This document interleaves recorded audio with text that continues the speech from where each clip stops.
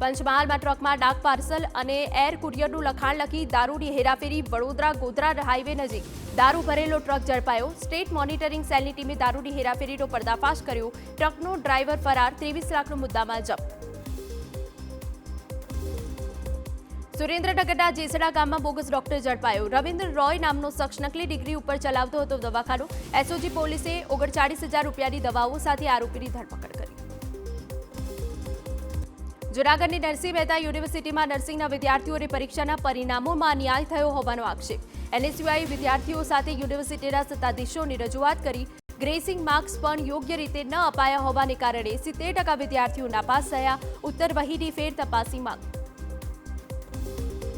ગુજરાત યુનિવર્સિટીમાં ઘર્ષણ મામલે વધુ 3 શખ્સોની ધરપકડ. ક્ષિતિજ પાંડે, જીતેન્દ્ર પટેલ અને શાહિલ નામના યુવકોને કોર્ટે 2 દિવસના રિમાન્ડ પર મોકલ્યા. અત્યાર સુધી 5 આરોપીની ધરપકડ.